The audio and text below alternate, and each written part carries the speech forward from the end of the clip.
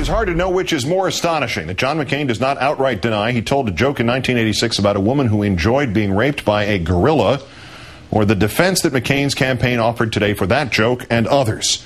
Our third story tonight. First, the so-called joke. Quote, "Did you hear the one about the woman who was attacked on the street by a gorilla, beaten senseless, raped repeatedly, and left to die? When she finally regains consciousness and tries to speak, her doctor leans over to hear her sigh contentedly and to feebly ask, 'Where is that marvelous ape?'" That was 1986. Here is today's non-apology from a spokesman who said McCain does not recall telling the joke. Not that McCain didn't, couldn't, wouldn't tell such a joke, but, quote, "He's long said he's said and done things in the past that he regrets. You've just got to move on and be yourself. That's what people want. They want somebody who's authentic, and this kind of stuff is a good example of McCain being McCain." Apparently a rape joke is authentic McCain. Authentic also in his jokes about war with Iran, a war that would kill Americans and, as McCain joked on camera, Iranians. We've learned that the exports to Iran increased by tenfold during the Bush administration. The biggest export was cigarettes. Given that supposedly that's a way of killing them. I meant that as a joke.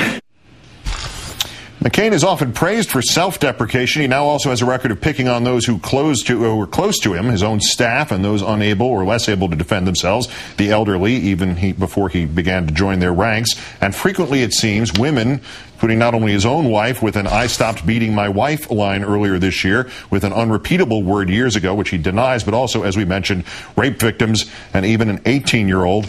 Chelsea Clinton, McCain's target of choice for a 1998 Republican audience for a joke about how ugly she was, a joke that also attacked another woman, Janet Reno, a joke for which McCain later had the decency, if not the authenticity, to apologize.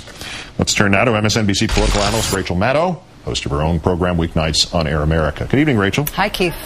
McCain spokesman writing this off as authenticity, but if you're telling hurtful jokes about victims, isn't authentic the last thing you want to be? I mean, who defends a rape joke saying, in effect, "Lighten up, I did mean it"?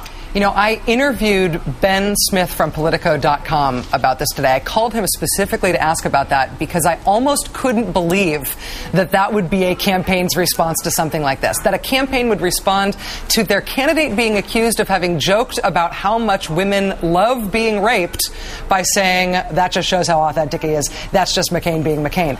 And what Ben says is that they really meant the McCain being McCain explanation as a generic, general response to the sadistic and mean comments that McCain has made like this over the years, but it's not specific to the rape joke, which completely leaves the problem as it is. I mean, essentially, they're still saying this is authentic McCain. This is McCain being McCain.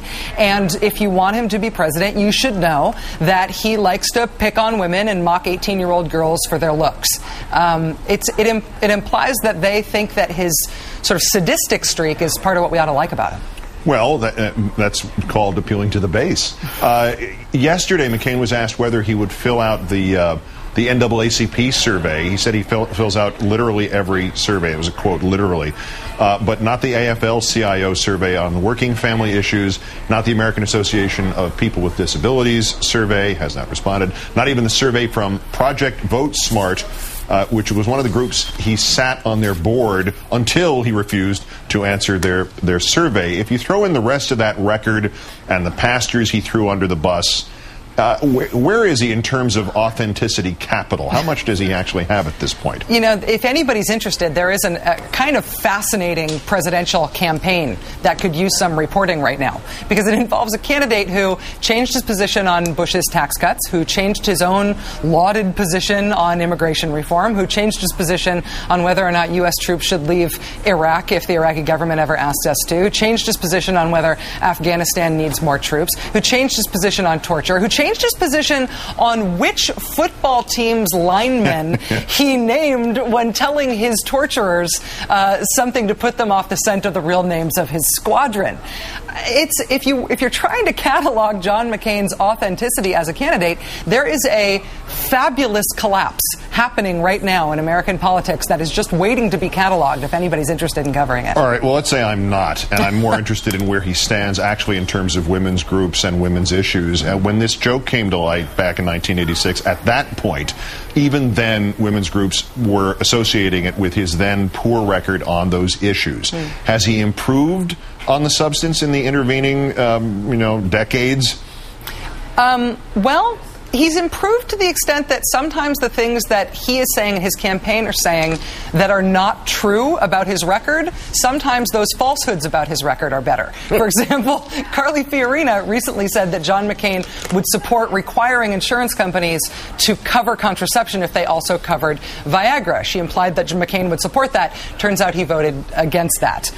John McCain suggested recently that he's all in favor of equal pay for equal work, so that women get paid the same amount as men would do for doing the same job. He suggested that he's been in favor of that and his record reflects it.